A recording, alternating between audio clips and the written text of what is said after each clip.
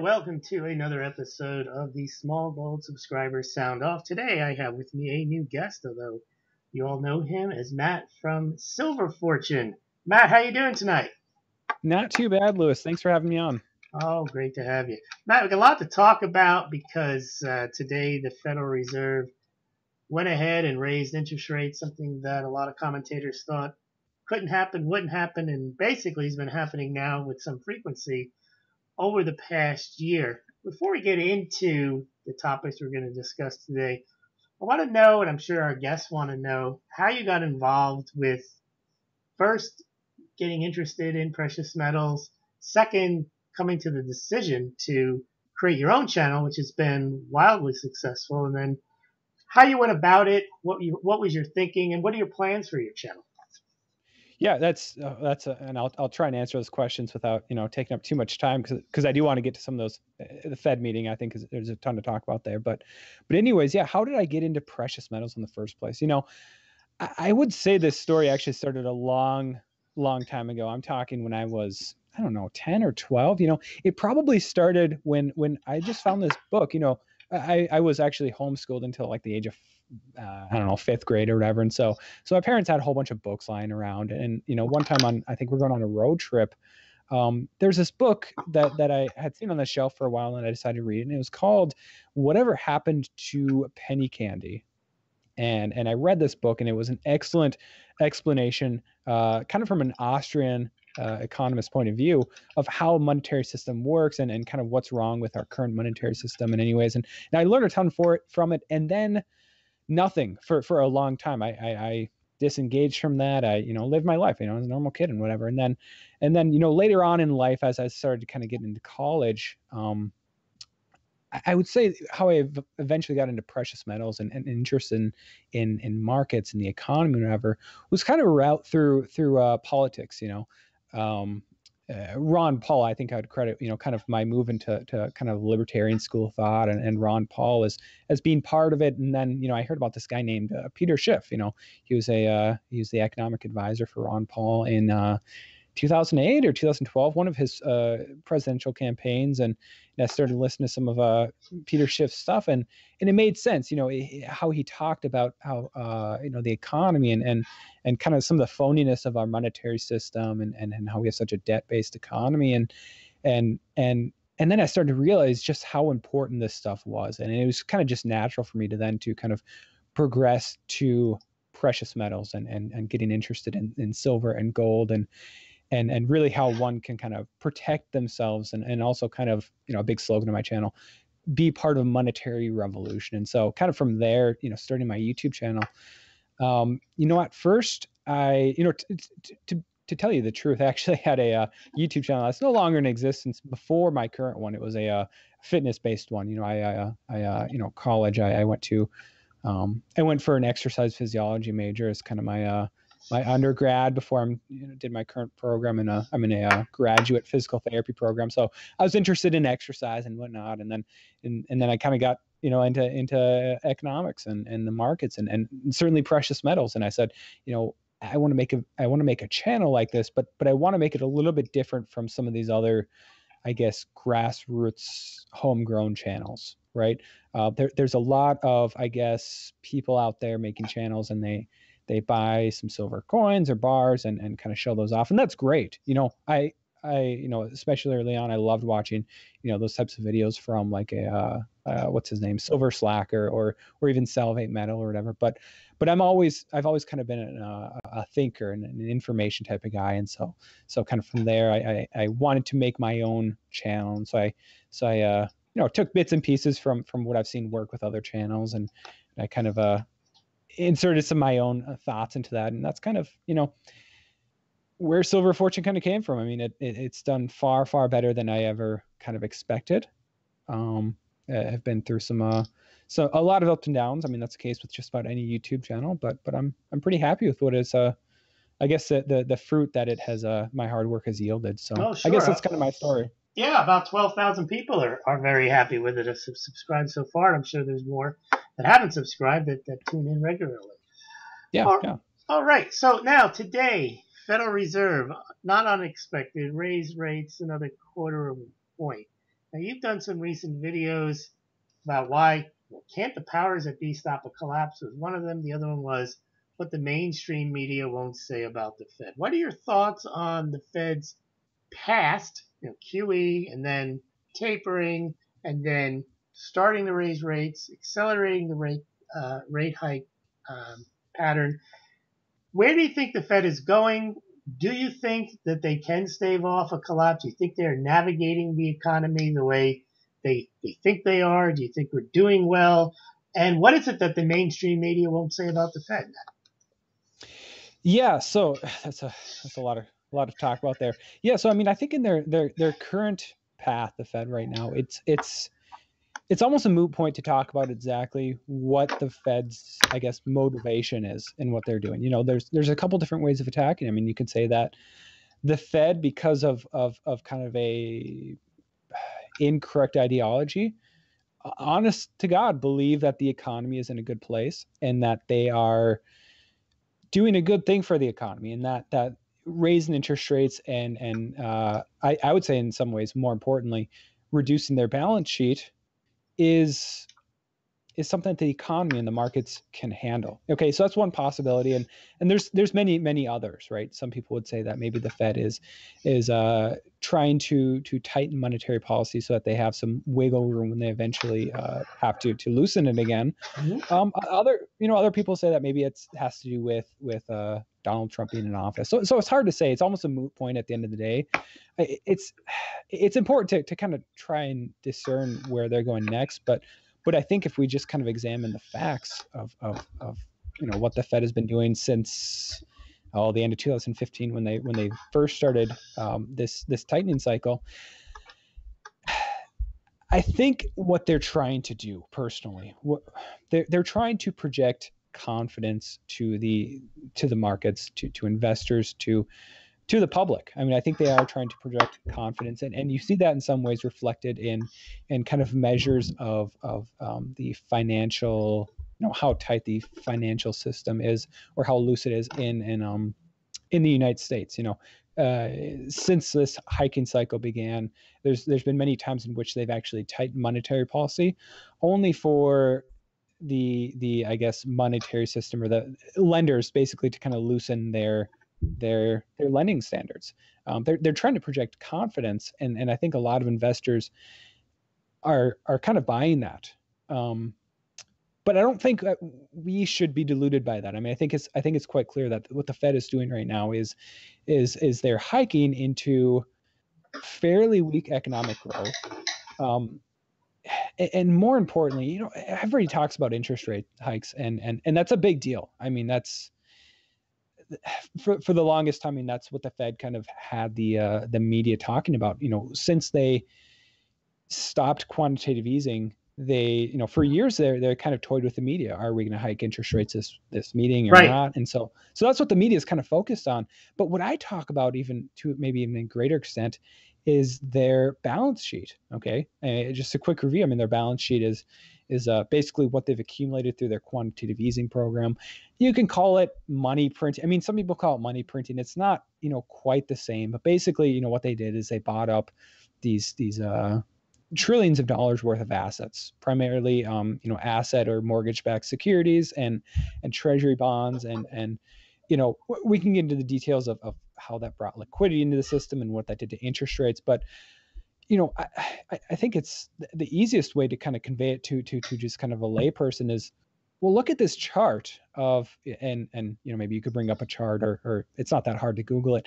Look at this chart of the Federal Reserve balance sheet compared to the price of the Dow Jones Industrial Average or the S&P 500. There's a pretty darn good correlation throughout the quantitative easing programs that as the Fed bought more and more assets, thus basically inflating the monetary supply and monetizing debt as well, the stock market went up. Okay, and it doesn't take a genius to see that correlation, right?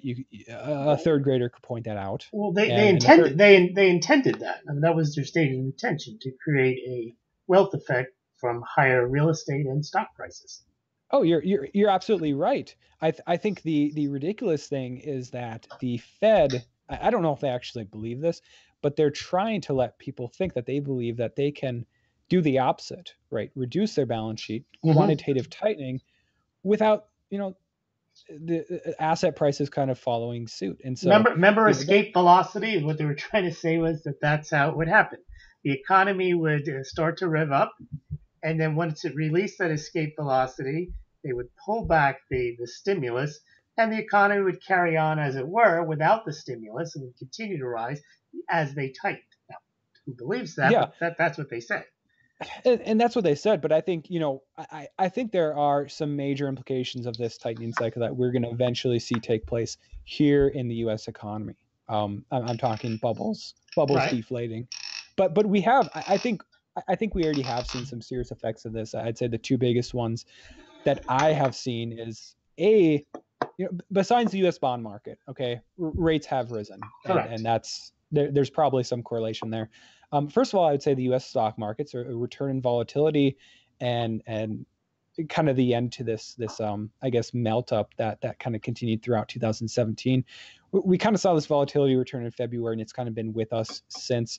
It's less now than it was maybe in February or March, but I don't know. I would definitely say that there's a correlation between that and or a causation would probably be more accurate between that and quantitative tightening. The other thing is abroad. I'm talking emerging markets, and I'm talking the big ones that have been in the news would be like Brazil, Argentina, Turkey, maybe to some extent South Africa, and I think we're going to see many other ones get piled on in the coming months. Possibly India, Indonesia, Mexico. That's going to be a big one for American viewers. Emerging markets have been hurt significantly by this policy. I mean, basically, we actually had an Indian central banker actually come out. He's a governor for, I don't know if he was the top dog in India or not for their central bank, but basically he came out and said, what the Fed is doing right now is hurting emerging markets because basically what they're doing is they are removing their support for the bond market. And so all of a sudden, there's a decrease in demand in the bond market. And so now there's all these bonds coming onto the market that have to be bought up with US dollars. And additionally, the federal government has been racking up larger and larger bills and issuing more and more bonds to kind of roll over past debts and whatnot. And so you have more, this influx of bonds coming onto the market. And of course, those bonds are bought up by dollars, right? The U.S. government needs its funding in dollars. And so that is important to emerging markets because emerging markets are very dependent on funding through the U.S. dollar. And so if you have a U.S. dollar shortage, it's going to affect their I guess the cost of lending. It's going to affect their currencies. Personally, I think some of the smackdowns in some of these currencies around the world that we've seen thus far in places like Argentina or Turkey or Brazil, there's some domestic factors, and I think a lot of it also is just kind of currency traders. But I think it's a there's a real causation, there's a real link here between quantitative tightening and what's happening in emerging markets. And eventually, I mean, the U.S. or developed economies, the Eurozone or wherever else. I actually had a viewer ask the other day, what's the difference between an emerging market and a developed market or developed economy? And where's it's so weird that, something like China might still be considered a developed market or Poland an emerging market. But anyways, eventually that's going to spill over.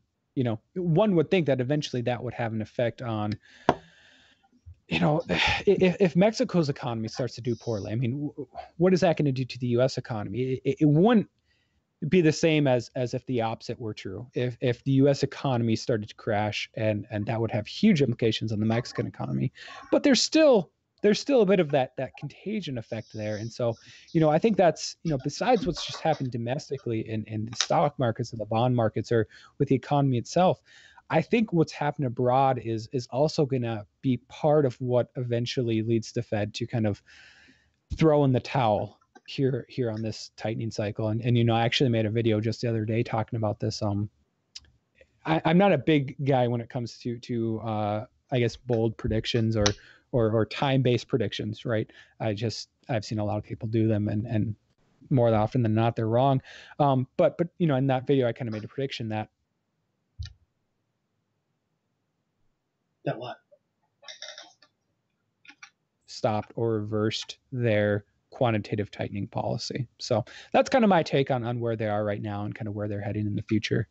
Well, let me ask you now, because one of the things that I have watched now for well over a decade, so I used to follow the economy a lot, and it was kind of like what I would do with sports. I watch it intently for a couple of years, and I pay half attention and kind of go on autopilot. One of the things I've been watching since 2009, once the Fed started on its very aggressive, loose monetary policy, quantitative easing, taking interest rates down to zero, one of the things that my antenna was up for was this obviously is going to create imbalances in an otherwise free market, and their idea was it was justified intervention. They had to get in there and they had to do something. Right. Okay, but what I'm surprised about is interventions the way I had thought of them would normally lead to a reaction. And that reaction would be not necessarily immediate, but it would be somewhat apparent when it would happen. And what I've noticed, and this is where I think so many people have gotten it wrong, is they have predicted by, I remember in 2010, 11, 12, they said, well, this whole house of cards is going to come down by 2013 or 14, certainly by 2015. Dollar can't handle this past 2014, 2015. And what we saw the Fed, I think if the Fed had continued QE and the other countries didn't start it, then the dollar probably would have been in very much more serious shape, because the dollar was leading, or the Fed was leading the world into this debt creation. But ever since then, Matt, since the Fed stopped QE, you've had continued massive increases by the ECB, the Bank of Japan, China, and so on, also pushing the pedal on monetary policy, easing negative interest rates, zero interest rates, and so on. And I always hear this, well, eventually, and this is unsustainable. And that's true. But my question for you is, how much longer until we actually see what people are predicting is some type of devastating reaction to this massive intervention that we've never seen, not just from the United States, but in the entire global fiat debt-based financial system? That's a great question. I mean, and to some extent, that book that I was actually referring to earlier, there's this saying, this acronym in the book, and it was actually, I think, the name of a kind of a political ideology back in the day, Tonstoffel. It stands for there ain't no such thing as a free lunch, and it was some economic political movement back in the day. But that's absolutely true about this. We can kind of know if we analyze this objectively. You can't just print money or loosen monetary policy and everything's going to be fine and there's no ramifications of that, right? And so you're right, people have predicted this for a long time, and we kind of have to ask ourselves, what's changed? What has changed? What makes 2018 or 2019 or whatever different from 2013 or 12? First of all, debt. I mean, our economy is based on debt, and debt is a huge issue for our economy. I mean, if we were not in the amount of debt that we have today, we'd be in a much stronger place. But there's also been people saying for a long time now that this debt bubble has gotten out of control and eventually it's going to pop. And again, this is going back to 5+ years ago.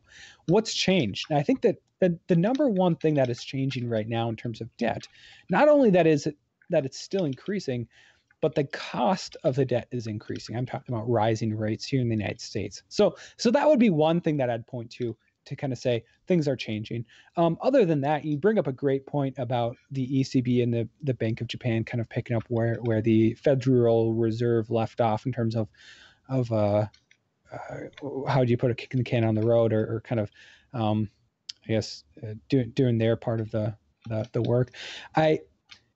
It remains to be seen. But But I would say that by the end of this year, I wouldn't be surprised if, and there's so many factors here, I wouldn't be surprised if the ECB and the Bank of Japan have slowly started to I would say I don't know if they'll actually be officially tapering. They might start tapering. Obviously, they'll still be doing quantitative easing, I think, at the end of 2018.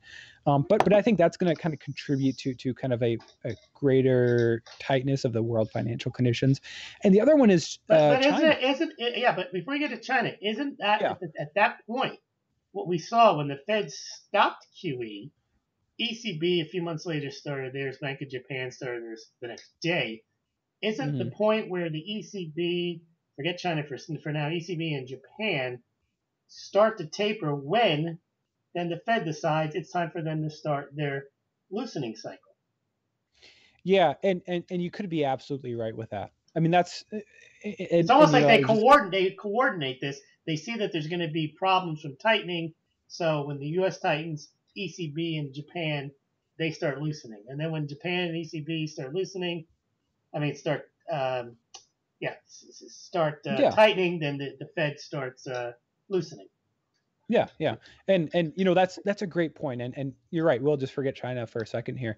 That's a great point. What if this is just kind of a collusion, a coordinating of this weaker and weaker monetary policy? And that kind of brings me to this excellent article that I read a long time ago, and it was what are three things that basically this is what he came up with, the three big things that we have to worry about in the future if that's kind of what we're going to expect from monetary policy. What are three things that printing another billion or $1 trillion, you can call it whatever you want, printing money though, loose monetary policy, what are three problems that cannot fix? And one of them was wealth disparity and the wealth gap. And you got to think and I'm not a big fan of redistribution of wealth or anything like that, but you got to think that at some point the larger and larger the wealth gap, and as you see more and more people suffer from inflation or whatever it is, or austerity in places in Europe, you got to think that there's going to be some sort of a societal ramifications of that. The other one was, a little bit not something I want to necessarily get into here, but I guess fractures within the elite or whatever it is, whether it's East versus West or U.S. versus the European Union or Japan or whatever, similar to kind of the dynamic that we have in Europe today, the kind of fracture between leaders in Italy and Germany or Germany and Spain or something like that. In some ways they might all be on the same side in some cases, but you're going to see those leaders at some point get fed up if they see another country benefiting more than their own from any given set of policies.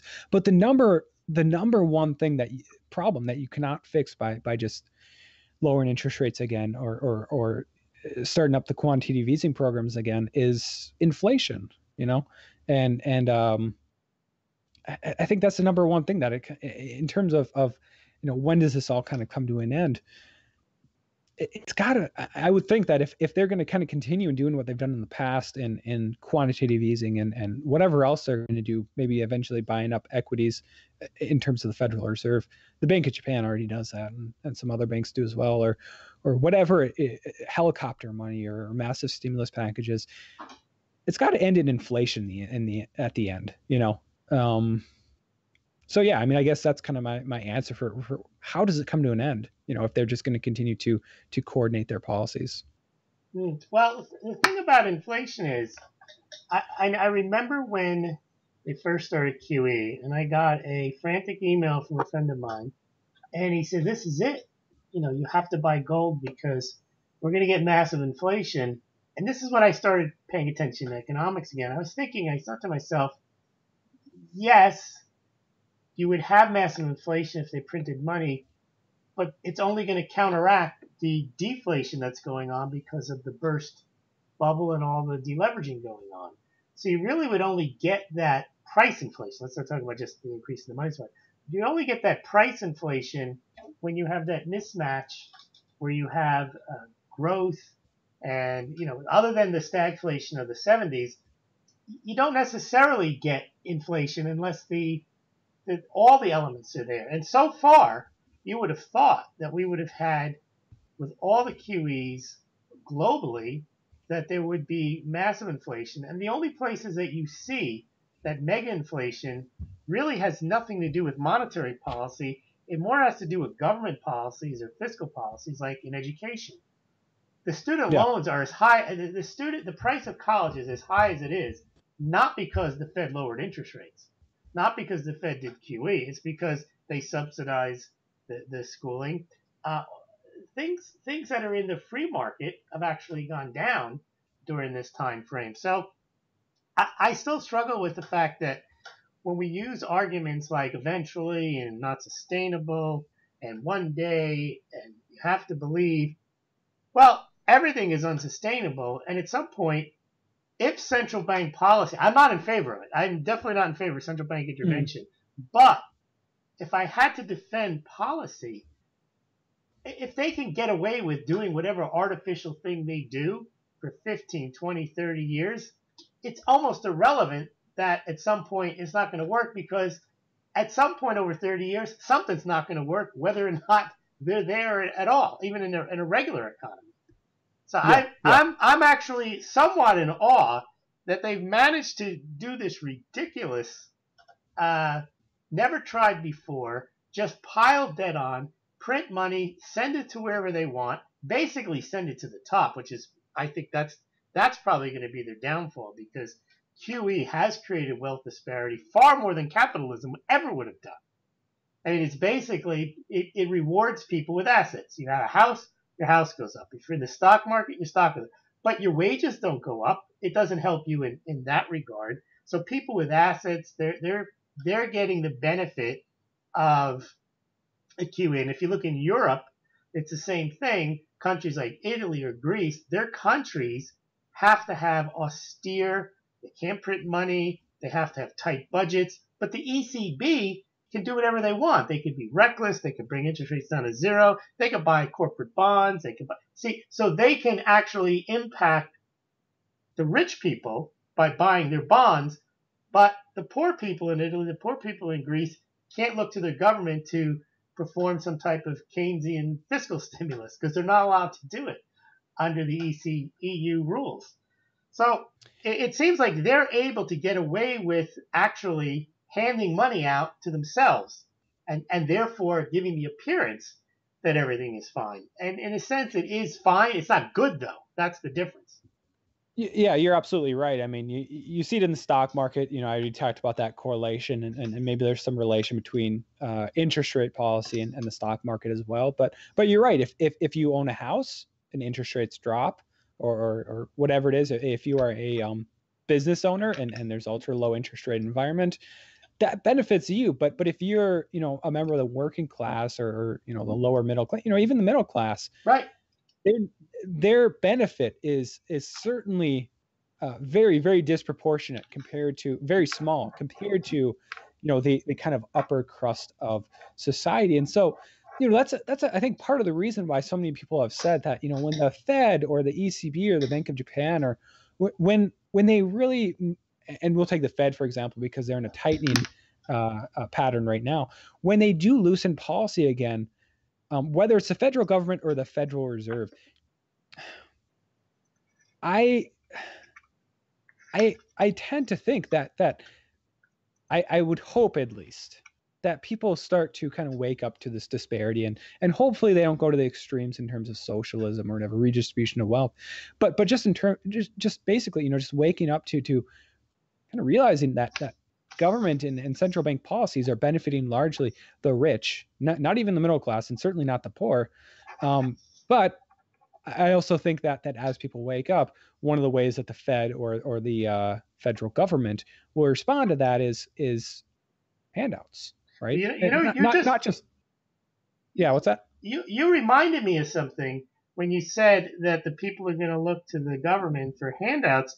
And remember earlier when I said that the Fed had nothing to do with the school prices going up? That was basically federal policy, right? With the student loans, guaranteed student loans. Well, I just thought of another one, healthcare. The price of health insurance had nothing to do with the Fed either. So those are two areas where pretty much everyone's going to be hit. They are being hit.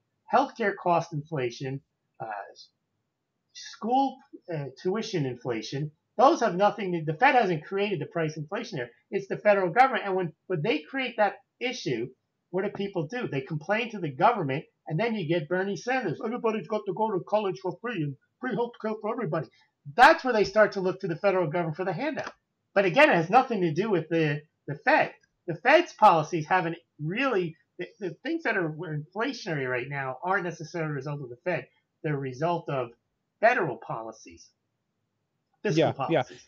And I guess maybe we should build more on that inflation. I don't know your exact take on inflation and kind of official government numbers.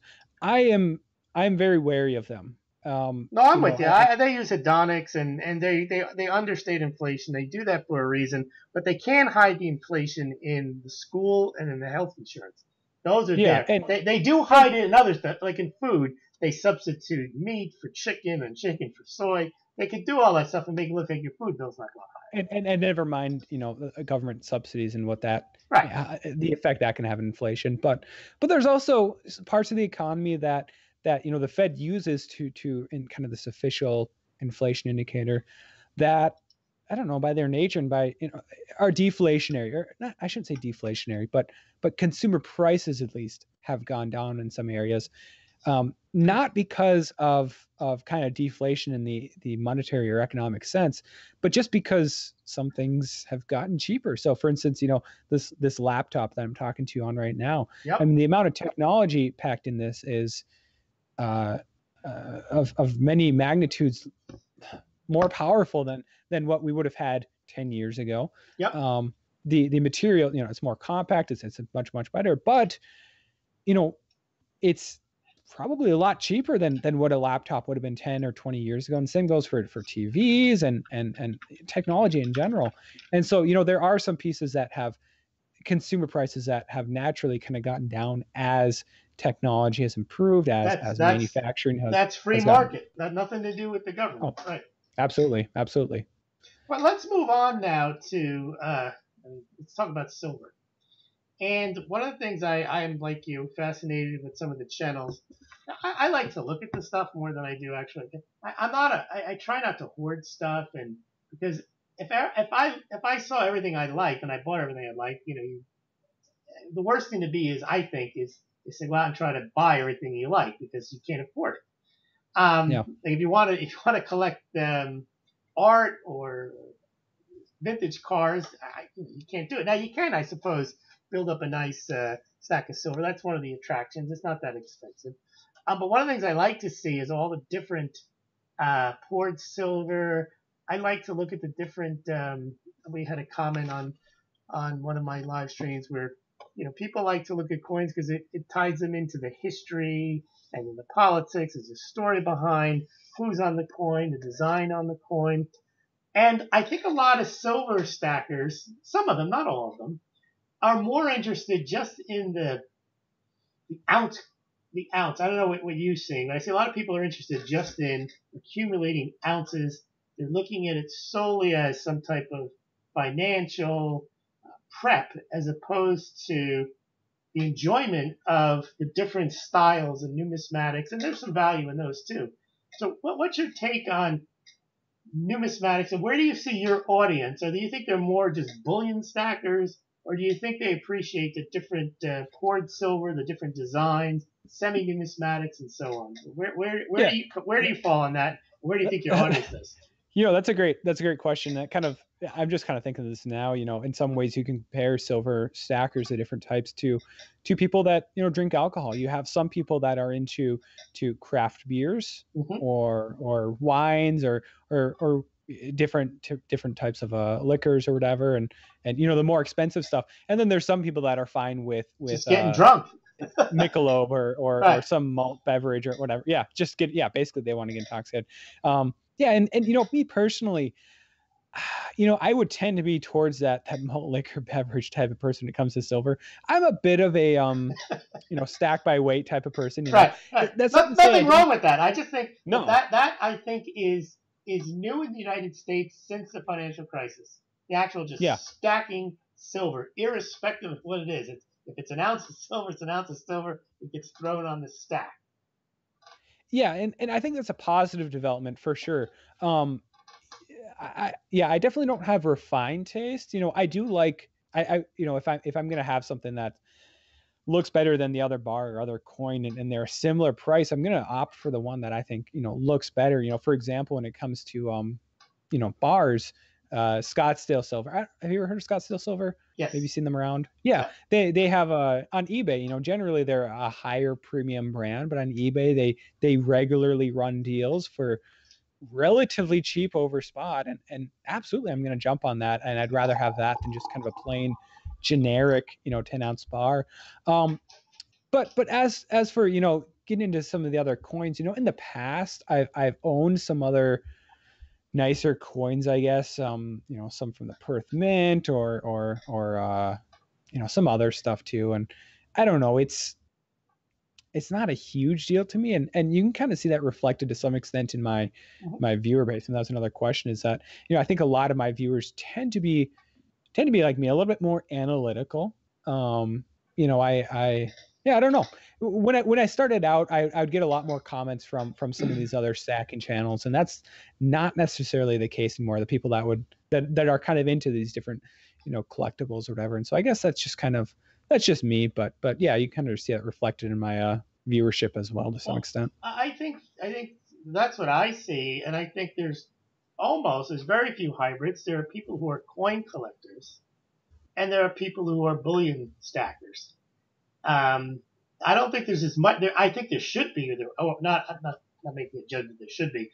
I would have expected there to be more of a crossover. It doesn't seem to be as much of a crossover. Now, the other thing I've noticed in the silver channels and the gold channels, not only are they stack based and weight based and bullion based, they're also more mail based. Have you seen that on your channel?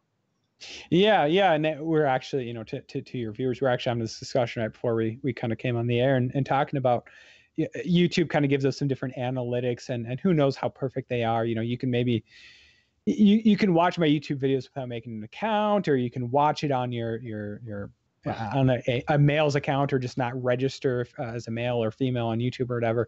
But yeah, and this is true for both Lewis's and my channel. Speaking personally, YouTube analytics tells me that about 0.7% of my viewership base is female, and the rest is male. 99+% is male. And so, I wish I could give you a good answer as to why that's the case. But yeah, it'd be nice to see that, a little bit more diversity. Yeah, it'd be nice to see a little bit more diversity here on YouTube, and even just among kind of stackers in general. What are your thoughts on that, Lewis? Well, there's nothing, as I mentioned earlier today, I did a live stream on it. There's nothing I can do about it. There's nothing, to me, it is a neutral topic. There's not women in coins or men in coins. To me, it's a very gender neutral. It's actually a very neutral topic in general. It's just about economics, finance, gold, silver, cryptocurrency. You see it in cryptocurrencies too. There's more guys in cryptocurrencies. Yeah. So I don't know. And then of course there's what you would traditionally think of as female channels. There's not many guys in those either. So I guess there's just still a gender gap. I'm not complaining about it. I mean, there are men and there are men, and there are women, and there's maybe flavors in between. But I was just shocked when every time I open up and I just see, no, you have 0.7. I have 0%. Now I know that can't be true, as you say, because I've had women comment in the comments saying, I'm a woman and I watch your channel, but maybe they're the one out of, over 100, and that statistically ends up being a 0. I know, I just find it odd that something like that you would think. Now, there are people, I know there's Daisy, I don't know what her name is, but she does a prep channel. Although I don't know if she also talks about precious metals. But we have talked about some women in precious, Lynette Zhang and Daniela Carbone, but they're few and far between. Even on the analytical side. So anyway, yeah, another interesting thing that I also kind of glean from my analytics is to the viewers, they give us some insight as to the age groups of some of our viewers, and something I've noticed on my channel, and this might be expected for your channel, but I'm a pretty young guy. I'm I'm only gosh, how old am I? 23. So, and yet when you look at the age of my viewers, let's see, 18 to 24 years old, only 1.3%. You know, that's, you know, slightly more than 1 out of 100 are relatively in my same cohort, you know, millennials or whatever, you know. Other than that, I mean, it's mostly middle-aged. In 25 to 34 is not middle-aged, but yeah, mostly middle-aged and you know, retirement age beyond that. Well, you know what that's from, and I think the last time I checked, I'm looking up as we speak right here.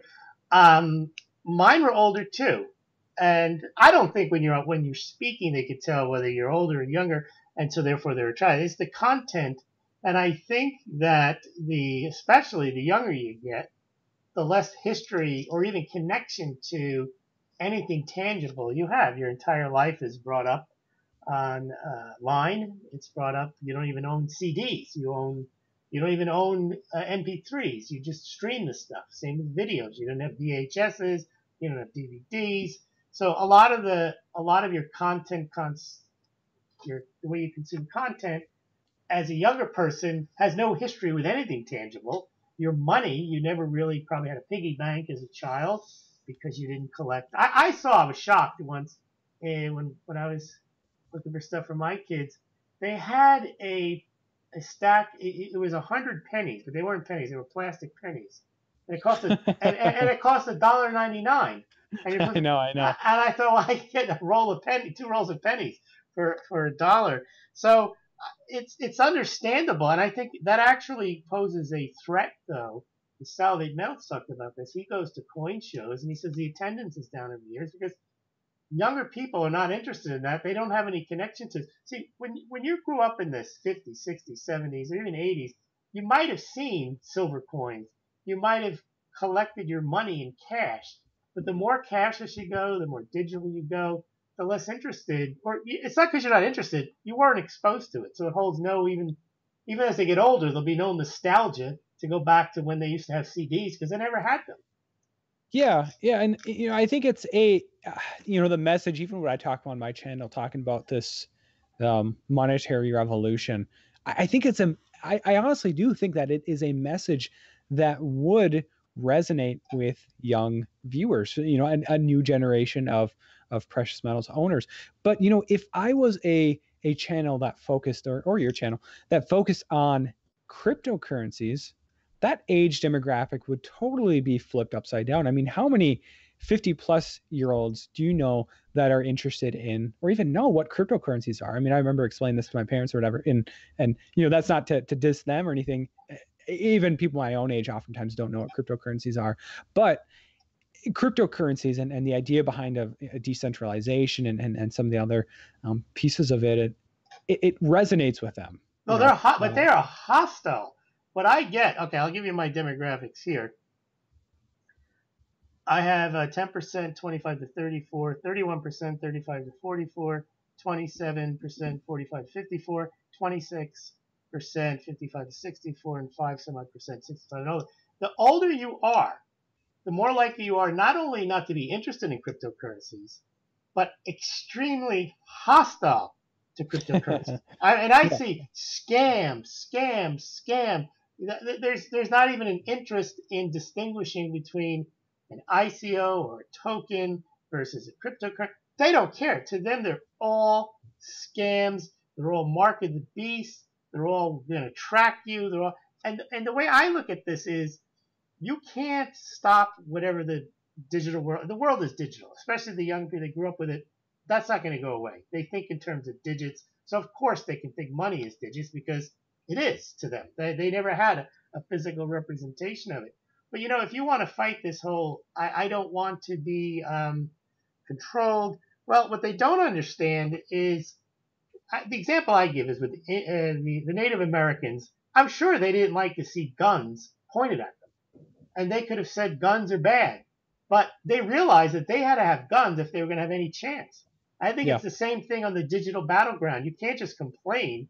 You can't retreat away from the digital world. You could try. You could go try to churn your own butter. You could try to, do all your stuff on your own, go off grid. but they'll find you eventually. So it seems like you need to be up to speed somewhat on digital items, digital assets. Whether you, they're going to happen no matter what. Just like you're hanging onto your horse and buggy, people are going to have cars, and you're probably going to have to get one yourself. And what people don't realize, the people that hate cryptocurrencies, they use credit cards, they buy stuff online, they're already being tracked and traced. Oh yeah, yeah. I mean, as much as and how does precious metals fit into this? Obviously, you and I are both a huge fan of them as physical assets. I don't know what your feelings are on cryptocurrencies that are backed by silver and gold. I'm iffy on it, at least the ones that have come to the market thus far. But there's no point in them. I don't think there's any. They're an asset of the past. I think they're an asset of the future as well. Precious metals. I think it'd be naive to say that suddenly, in the last couple of decades, that thousands of years of history just no longer matter. But you're right. You can't just sit there hugging only precious metals for the rest of your life. I mean, that's very, very few stackers are able to do that. They have bank accounts, they have debit or credit cards or whatever it is, and they've moved into the digital age. Cryptocurrencies are, I guess, maybe just a different kind of another step in that direction. And I get the apprehensiveness that yes. some feel towards them. The more years you spent without them, I can understand how even more apprehensive you are. You're 50 years old, 60 years old. They didn't exist, and now all of a sudden, people are valuing them as if they're gold. they don't get that. They can't possibly exist. And now to somebody who's younger who never valued gold, they don't understand how you can even think of. You hand them gold. You've seen the Mark Dice video. What am I going to do with this? They don't understand that either. So it's this. I think it's an age thing for the most part. Younger people don't see the value in gold, and older people don't see the value in cryptocurrencies. Yeah, I would have to agree. It's a very strange thing, but I think over time, I don't see how you can roll back the digital progress. It's just impossible. No, short of even if an EMP, 3 EMPs were detonated over the U.S. mainland, or the entire world was bathed in solar flares, radiation, or whatever, mm-hmm. and entire grid went down, the digital would still be back soon enough because that's what people right. That's what people would rush. Better. That's what they would rush to try to figure out to get back, rather than try to figure out how to do sustainable farming and how to shoe a horse. Yeah. That's where the resources would be spent. They wouldn't be spent on, why don't we just go back to an earlier time? The only way they'd ever go back to that is if they couldn't figure it out. Yeah, pretty much. They couldn't put Humpty Dumpty back together again. So who knows? Yeah. Well, Matt, it's been a pleasure having you on. Anything else you want to tell our listeners about your channel? What's going on? How can we check out your content? What's your schedule for live streams? What's going on with you? Yeah, so you can obviously easily find me over at Silver Fortune on YouTube. Other than that, I'm on Steemit. Recently, and Lewis, this might actually be something you're interested in. Recently, I signed up on a pretty cool podcast platform called Anchor. Anchor, never heard of it. Okay. Anchor, yeah, write it down. So basically, what you do, and this is something I've been using, is you upload audio files like you would with any podcast. Mm-hmm. But the cool thing with Anchor is that it distributes it for you. All right. So it's not just that it's on the Anchor platform, which is probably relatively unknown, right? It distributes it to a half dozen, or I don't know what it's at now, 8 different platforms for my channel. I'd have to check.